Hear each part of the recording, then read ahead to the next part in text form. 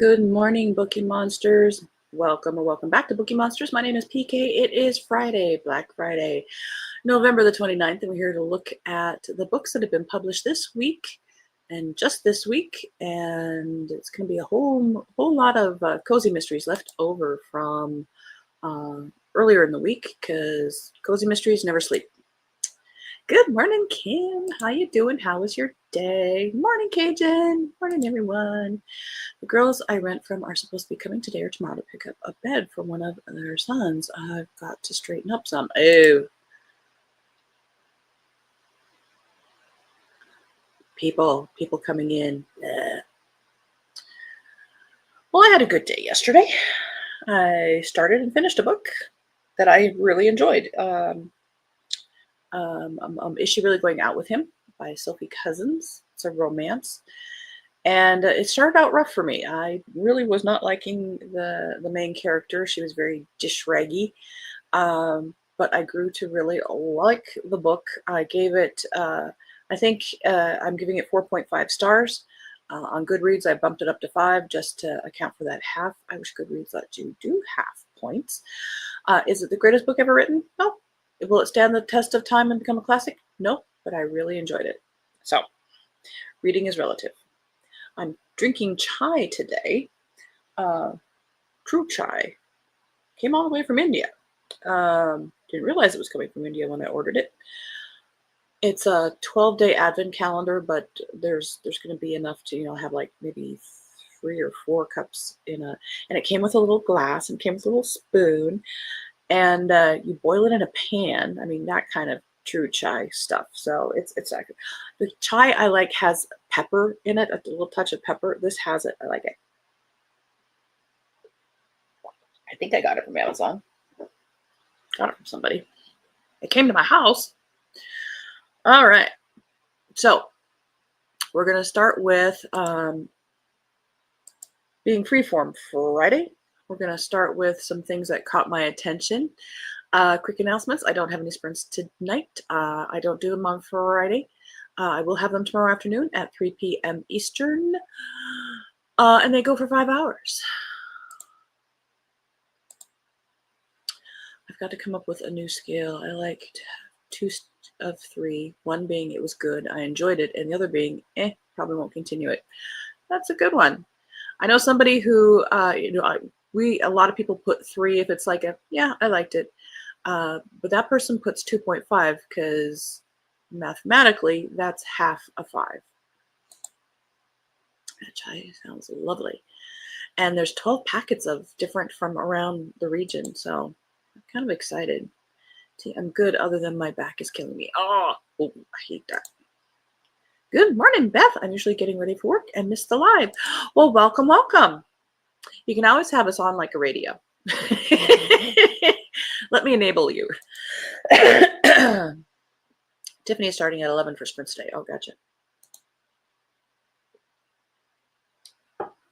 Well, I know they did yesterday, which kind of cut into my time, but all reading is good. I have to take Keo to the VET today at 8:30 to get some blood drawn. I'm going to stop by the shop in case there's any calls we need to return. And but other than that, I didn't crochet at all yesterday. I was just reading, which was kind of lovely, but I might try to do some crocheting today. I know, and that makes sense, 2.5, but then my records don't exactly for Goodreads, and things just can't can't not balance. I get you. But yeah, you know what? I do 8 live shows a week, and other than the extra hours yesterday, I don't really need the extra airtime. So plus I probably need to do some stuff around the house, but we won't think about that. All righty. So these are some things that caught my eye before we jump back into the cozies.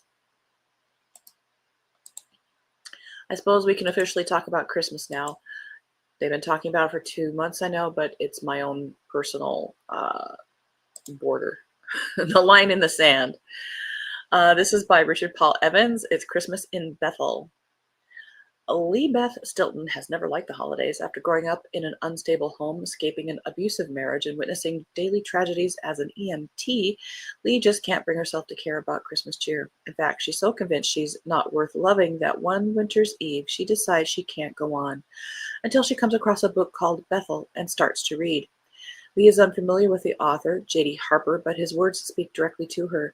She's never felt so seen and understood, and this connection gives her the strength to carry on. She avidly reads every novel Harper has written, and when he comes to town for a book signing, she jumps at the opportunity to meet the writer who means so much to her. In a twist of fate, Lee runs into J.D. in a coffee shop, and the two immediately click. Before she knows it, she's swept up in a whirlwind of fancy dinners, exciting travel, and the attention of the man whose work has been so meaningful to her. But she's leery after a lifetime of pain, and when she discovers that JD hasn't been completely honest, her hopes are dashed. Can they find their way back to each other, and can Lee learn to trust her heart? If that were a Hallmark movie, I might be tempted to watch it. Now, this next one I put here, it's a Hallmark book. And the cover to me is awful. Let's just put it that way. The Knight's Bride Prize. Look at that. He's practically strangling her. Yeah, I love her. No, really, I'm going to kill her. She looks happy. That's an awful cover for a romantic novel from Harlequin.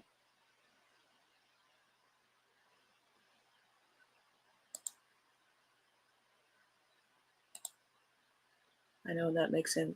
Right, okay. That was my thought too, strangling. Look at that. Okay.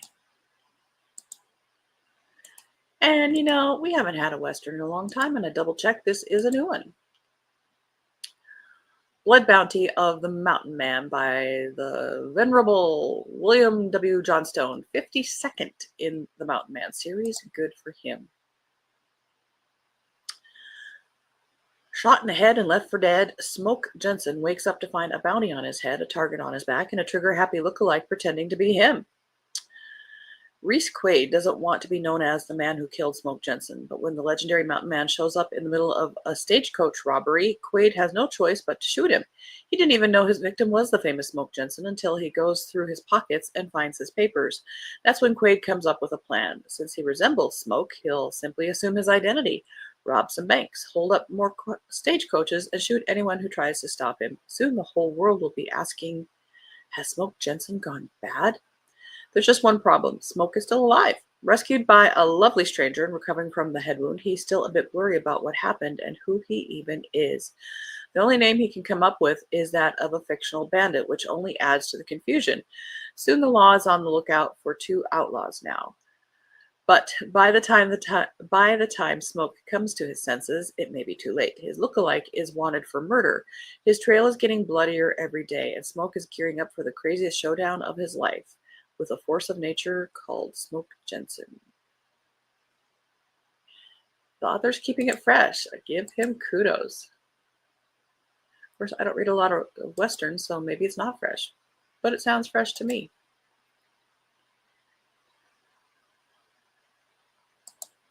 All right, let's get back to the cozies. And I believe we were here.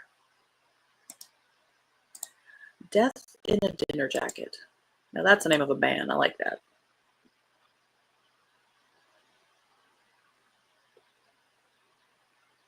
Okay, really like my chai. This is by Les Hedgecock, 6th in the Booker and Fitch mysteries.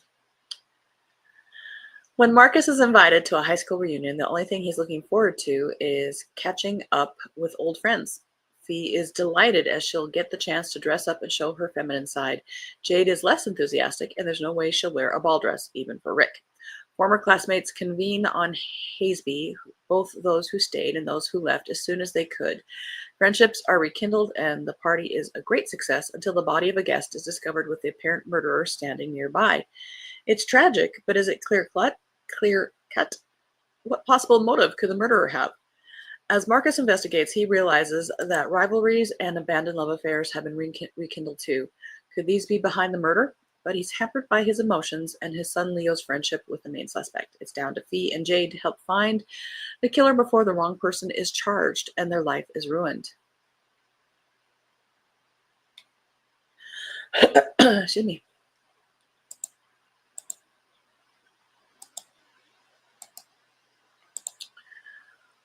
Partridges, pear trees, and projectile. If you're looking for a scavenger hunt book, that could be one.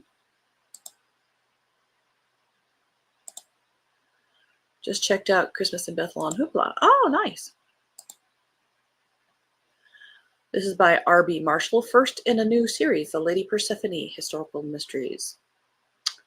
It's December 1892, and at her father's first house party in the Scottish Highlands in the days before Christmas, aspiring photographer Percy, never call her by her real name, Lady Persephone Millicent Merritt, takes a lucky or perhaps unlucky photograph just as a rich financier is shot accidentally. Or was it? When Percy finds evidence that the shooting was intentional, not a tragic misfire, she realizes that one of the party assembled in the mansion house must be a killer. And of course, just as she discovers this, snow starts to fall, which makes everything look very pretty but blocks their access to the village and any help from the local police. It's up to Percy, her eccentric aunt Evangeline, and the rather handsome young Lord Glendinning to piece together the clues and identify the murderer before they can kill again, and more importantly, before they ruin Christmas, because nothing is more important than a good old-fashioned Yuletide, with enough mince pies, mistletoe, and marzipan to counteract the manslaughter and mayhem. Can Mercy and her friends pull off a Christmas miracle? Excuse me, suddenly got a little froggy in my throat. We thought you was a toad. Movie quote. Trying to decide if I want to wait until Sunday to start Christmas books. Gotcha. You read some fun Thanksgiving ones, but there is time. Sunday, I'm starting that Advent calendar one. Trouble at Dunhaven Castle. I'm still researching Cajun. Nellie H. Steele is the author, 8th in the Kate Kenzie Cozy Mysteries. With shock still coursing through her over the arrival of her estate manager's wife, Kate Kenzie is stunned to learn she's accusing him of murder. Armed with her time-traveling abilities, Kate sets out to solve the mystery and clear his name. But threats continue to bombard her from all sides, and as she suffers from visions of a frightening future, Kate struggles to piece together all the clues and put a rest to the madness swirling at the castle. With danger cropping up at every turn, will Kate be able to pin the crime on the guilty party, or will she be forced to say goodbye to her best friend once and for all? Interesting color on the cover for a cozy. I mean, you kind of get used to the code of the covers.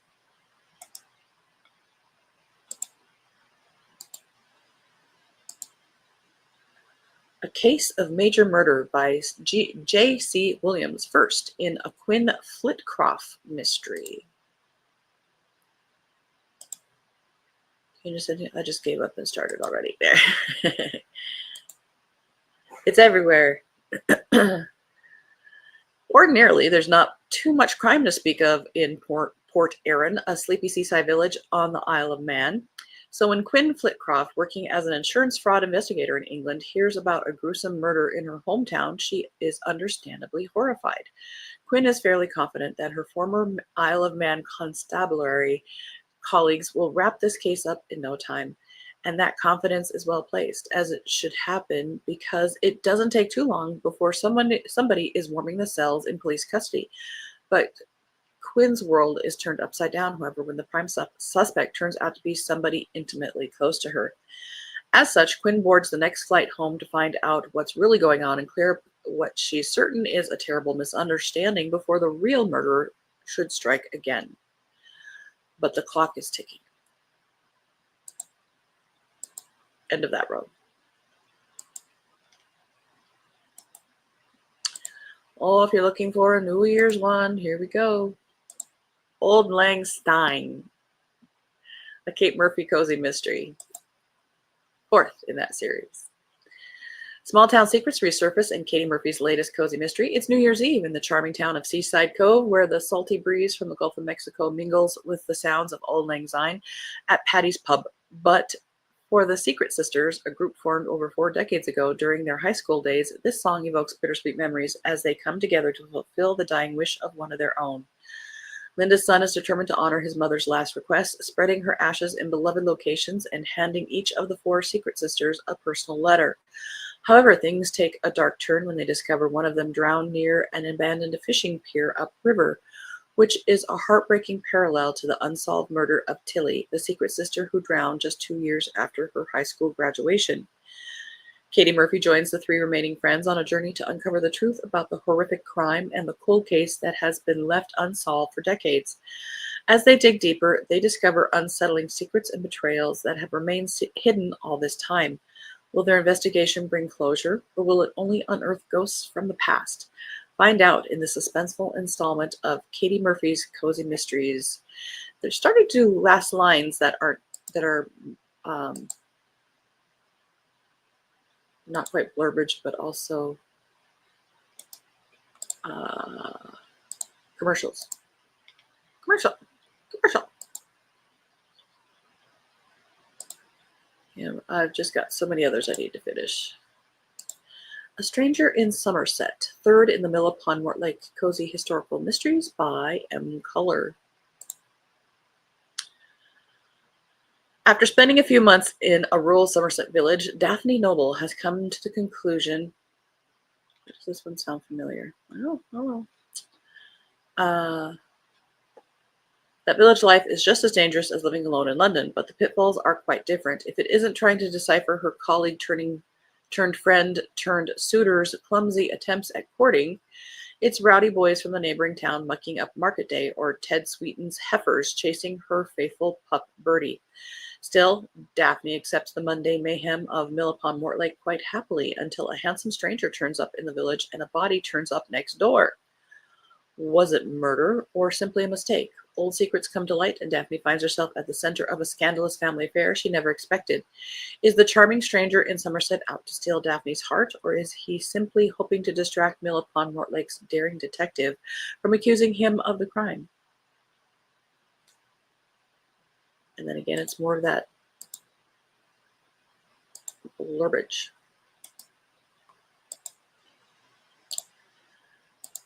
A Pinch of Peril. Add a Pinch of Peril by Sabin Frisch, 3rd in the Magical Papillon Mysteries. Which reminds me, I missed the dog show yesterday. I'm sure they're doing repeats.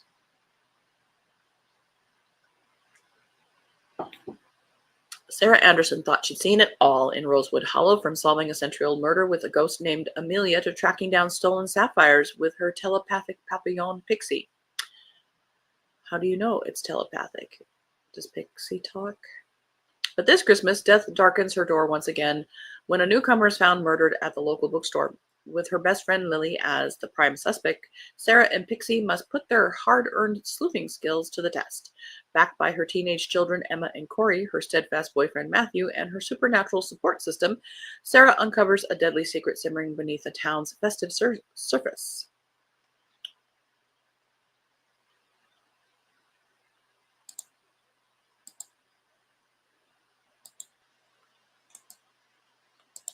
I've always liked the covers of these. I've never gotten around to reading them. I want to. It's on the TBR. The Dockland Murder, Augusta Peel series, number 9, set in the 1920s by Emily Organ. In the bustling heart of London's Docklands, the shocking murder of a prominent shipping magnate sends ripples through the city. Found dead at West India Dock in the dead of night, there are no clear suspects, only whispers of intrigue. When Scotland Yard turns to Augusta Peel, she discovers an unexpected link to the case that pulls her deeper into the mystery. As Augusta navigates the labyrinthine alleys and shadowy warehouses of the docks, tensions flare between Scotland Yard and the Port of London police.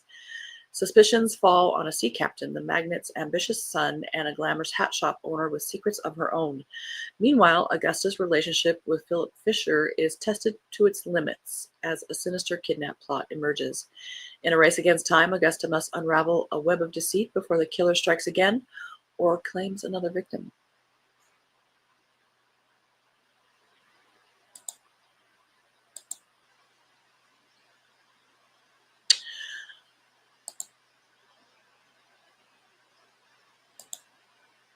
I love watching the dog show. We caught like 5 minutes of it yesterday, which reminded me of, crap, I missed it.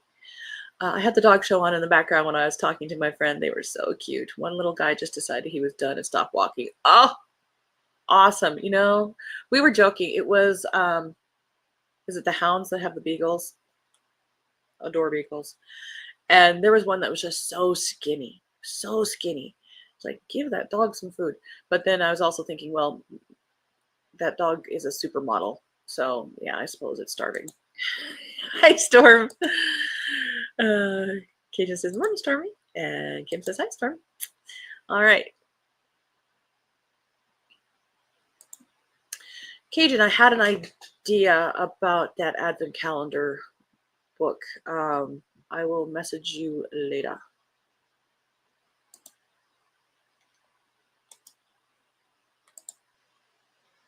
What do you mean page not found? It was there before.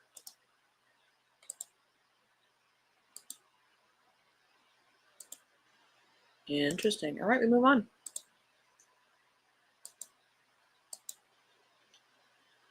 Ghost Conquers the Castle by Carmen Radke, 5th in the Genie and Adriana Darling Cozy Paranormal Ghost Mysteries. Jingle bells, bagpipes, and murder. What could be more romantic than Christmas in a cozy castle in Scotland? What? Solving a murder together, of course. For Jeannie and her great-great-aunt Adriana, their visit to Treverner Castle is a fairy tale come true. To make their trip perfect, it also comes with the chance of...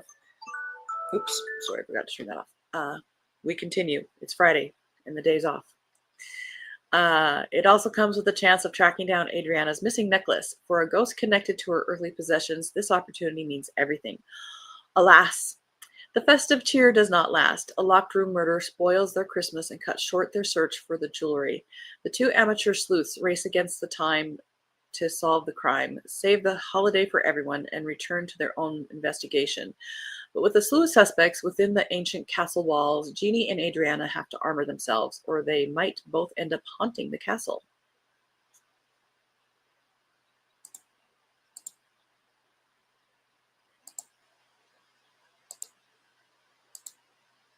The dog is a supermodel. It was skinny. Actually, maybe I'll just share it here. Let me get you guys' opinion. Okay. We have time. It's Friday and I'm off. There's a book I got that is a Christmas Advent calendar mystery. Set up like an Advent calendar. You read a chapter a day for 25 days. Plus, I have been playing around with the idea of doing a live, I don't do recordings, reading of a book at night, say chapter by chapter. I was going to ask your guys' opinion if that would be something you'd be interested in, like reading a classic, reading, I know Penelope Heaven does the Nancy Drew books, but there are other books out there that would be fun to maybe listen to as you're falling asleep at night. Again, it wouldn't be something earth-shattering, but what if, now I'm not monetized, I don't have enough subscribers. What if we read that Advent calendar, like on nights that I have sprints, right after doing sprints in a different show, and we do that for 25 days starting on Sunday with the prologue. Let me know what you think in the comments here. And actually, let me show you what book it is. Maybe that will entice you where we're going to go. Because it's not Kindle Unlimited. So definitely probably copyright issues. But again, I'm not monetized. And if we do it really sneaky like, It's translated from Norwegian. That would be neat. And then we could, discuss the what we think is, solve the crime. That could be fun.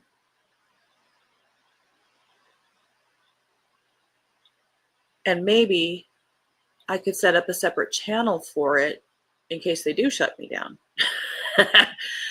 Let me know what you think. What are your thoughts? And Storm, you've been on YouTube longer than I have, so what do you think? I was thinking of maybe doing a Louisa May Alcott or Trixie Belden, just something to, they call it slow reading. Nice and quiet, so you kind of fall asleep as you go to bed. Here's a chapter. But what if we did that one to start with? All right. Christmas Corpse by Tyler Rhodes, 11th in Max's Camper Van Case Files. It's Christmas Day, and ex-chef and recent van life convert Max Effort couldn't be happier as he wakes feeling snugly and content in his 67 VW camper van. Anxious, his best pal, and the brightest Jack Russell Terrier you're likely to meet, is super excited as, against all the odds, not only has Santa been and left gifts and even decorated a miniature tree, but Min, Max's ex-wife and love of his life, has spent the night, and that means the family is all together. When the gang rub the sleep from their eyes and look out the windows, they can't believe their luck. It's snowed! Yay! What a perfect day it will be, but it's not all snowballs and frosty walks, because there's ice out there, people. The snowstorm has plenty of surprises in store for the trepidatious. Wow, we've got some good words today. Threesome, as large drifts have trapped them inside Max's beloved camper van. When they do finally manage to escape, it's to discover a corpse at the surprisingly busy campsite run by enthusiastic but newbie owners. All Max wants to do is cook the perfect Christmas dinner with a killer on the loose and frozen pipes to contend with. Not to mention a lack of dry clothes. He's got way too much on his plate, but zero to eat. Can the team figure out this perplexing winter mystery, enjoy their time together, and somehow manage to eat a scrumptious dinner? Or will the killer strike again and ruin not only Christmas, but chase Santa off for good? No. Gio, stop licking.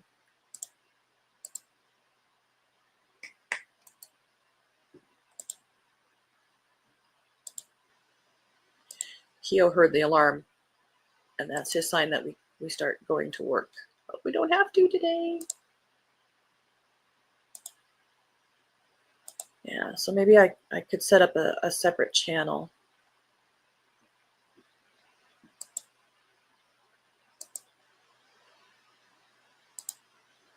Persuasive Charms, a Starla Baker witchy mystery by Amelia Ross. A wish gone wrong, a murder's twist, and a brand new coven in over their heads. Starla Baker thinks starting a coven will be all moonlight and magic until a local warlock turns up dead after Moonberry's mystical willow tree celebration. The wish-granting tree is at the center of it all, and everyone's dying, literally, to have their wish granted. With her sassy telepathic cat, Onyx, and a cupcake in hand, Starla bumbles her way headfirst into the investigation. Her charming cop friend is never far, and the speaks are flying more than ever. Between a tree-obsessed witch and a mortal-turned witch in training, every quirky suspect has a secret and a motive, as tangled as the willow's branches. And just when things couldn't get more complicated, an unexpected visit from her long-missing mother throws even more magic and drama into the mix. But when a deadly threat lands on her doorstep, Starla must solve the mystery fast, or she might be the next ghost haunting Moonberry. End of that row.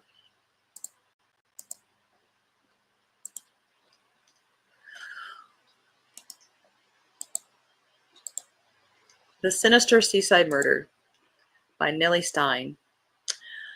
Renovation dreams quickly become a nightmare. An argumentative building inspector is murdered at a small-town bayside resort. This is book 2. Emma Lang, a newly promoted manager, is excited to bring The Pearl, an old restaurant on the property, back to life. On a stroll to check on the remodeling progress, she finds a dead body near the construction site. Emma's sleuthing instincts stick in. She discovers the county employee, Dick Hatfield, was looking the other way on code violations to fatten his bank account. An inspector's notebook listed dirt on Carl Dawson, a real estate developer.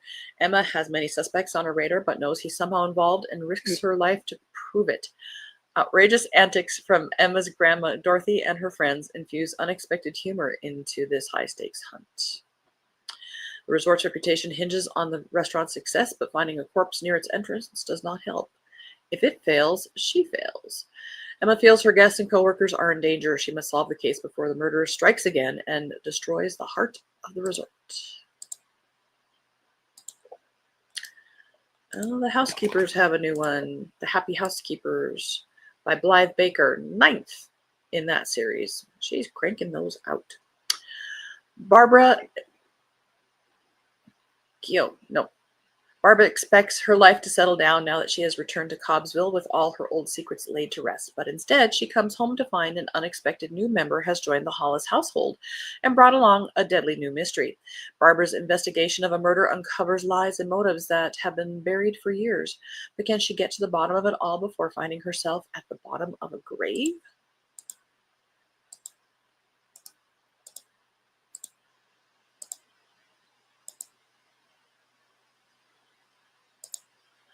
Dreaded Affairs, a Sunset Haven Key Cozy, book number 2 by Anna Bissett. In the sun-soaked serenity of the Coral Cove Hideaway Resort, Parker Dread thought she'd find respite from her tumultuous life. Instead, she's thrust into a venomous plot of deceit and betrayal when her ex-husband Bob shows up with a deadly request. With tensions high, Bob, who recently betrayed Parker by having an affair with her best friend and business manager Jane, Bob and Jane urgently need Parker to lie to the New York State Attorney's Office to save his skin. Sorry. But Parker values her integrity more than her past love, and she refuses. Good. When Bob is found dead from a mysterious snake bite, just like the conference organizer, Parker wonders if the slithering little fiends are everywhere. With Jane appearing at the resort and a conference of questionable snake enthusiasts, she is caught in a web of lies and surrounded by deceit. Parker must navigate through her new connections and uncover secret goings on to keep her friends and her guests alive and happy. Will she be able to unravel the mystery before the killer strikes again?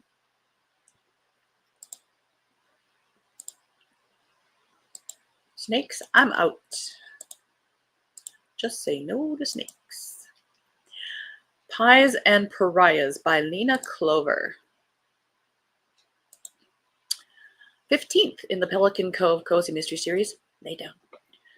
Fall is in the air and the Eastern Shore Pie Contest has come to Pelican Cove. So has a woman who became a pariah when she was banished from town 40 years ago. Now she is back with a vengeance amidst loud protests. The town is split over whether a decades-old edict is still valid, especially since the woman holds a lot of power as a judge of the contest. The competition heats up as local women break their backs trying out different recipes, determined to win. Then an unexpected murder shocks the town. Roped into investigating the crime, cafe owner and amateur sleuth Jenny King joins forces with the local sheriff, talking to those who came in contact with the victim. Frustration sets in when none of her efforts yield any solid clues. To make matters worse, her dear friend had a strong motive to get rid of the victim and is lying to her. Jenny faces a moral dilemma. Should she confront her sick friend for the sake of solving the crime or turn a blind eye to her transgressions?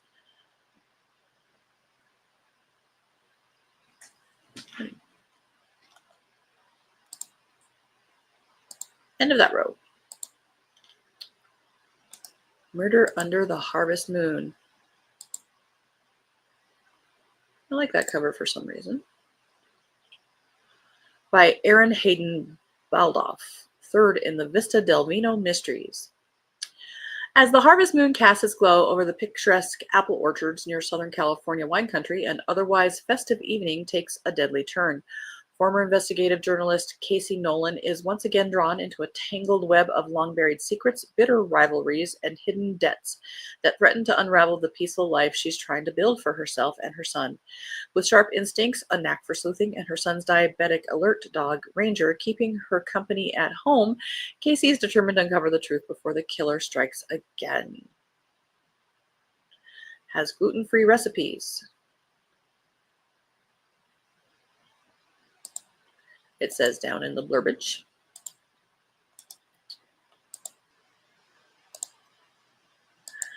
A Body in the Ballroom by Kelly Mason, fourth in the Lady Ellen Investigates series. I also like this cover.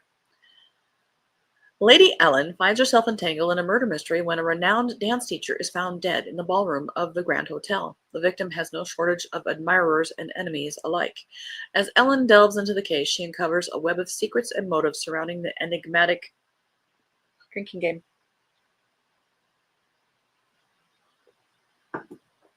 Dance instructor. With the help of her trusted sidekick, she must navigate a treacherous dance of deception to unravel the truth. The stakes are raised when the police consider Mrs. Flint, the victim's last student of the day, the prime suspect.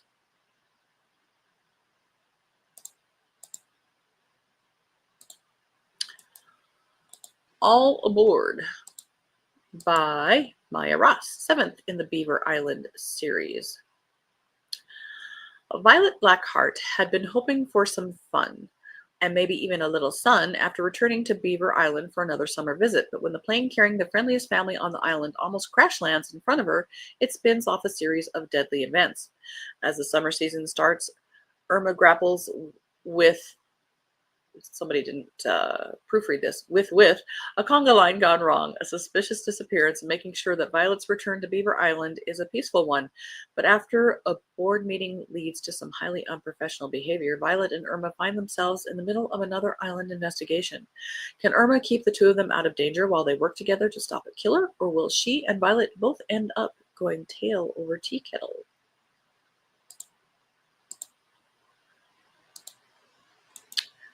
Couple more. Murder on Mount Cairn by A.P. Ryan, third in the Aaron's Glen Cozy Mysteries. It's summer 1991, and the country town of Aaron's Glen is enjoying a rare heat wave, yet a chilling discovery casts a shadow over the season as a hiker makes a grim find on nearby Mount Cairn. Once again, the locals of Aaron's Glen find themselves at the center of an unpredictable, page-turning murder mystery. And as rumors swirl and tensions escalate in the heat, a group of visiting German students are sucked into the deepening drama as they stumble upon a second body.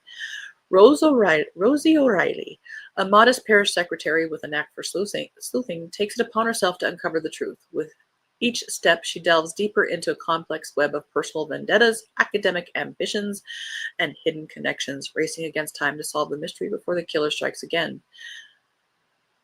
Set in the 90s. They better not be considering this a historical.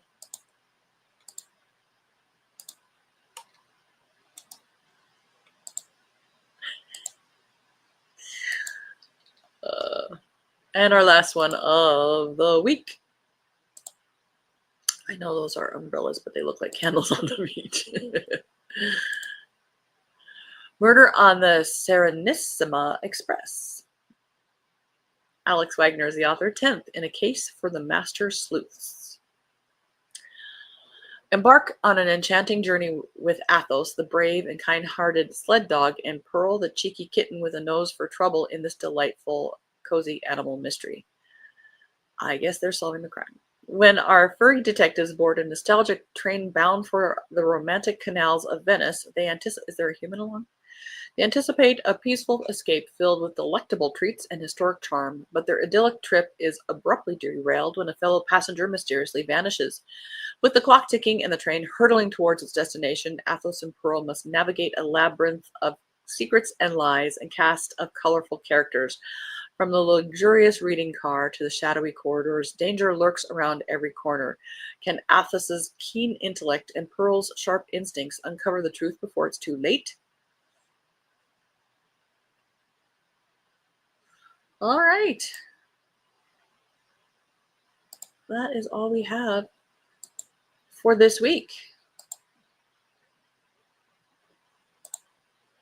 Historical 90s. I know, that's just wrong. Of course, 60s and 70s and 80s, I'm sure, are historical at this point. I love animals, just not no to talking animals. Me too. Ugh, no talking animals. Unless you are specifically looking for a cozy fantasy talky animal thing, but not talking animals in the real world. All right. Well, again, I don't have any sprints tonight. I will mull that idea, and if I do set up another channel for it, I will let you know. Keaton says, have a good day, everybody. I need to get Keo walked. He's quite restless. And have some breakfast and get on with it. Yes, in fantasy. You know, the appropriate milieu. Kim says, have a good day. Have a great day, everybody. All right, so we'll be back next week with new releases and sprints tomorrow afternoon at 3 p.m. Eastern time, going for 5 hours. Bring your own book. And be safe, be happy, you guys. You're in my heart always. And as the banner says somewhere, there it is. Don't be a bookworm, be a bookie monster. Nom nom. Beth, I'm okay if the animals only talk to each other. Oh, okay. Next level. Hadn't thought of that. Have a good day and God bless. Have a great weekend. You too. Back at you.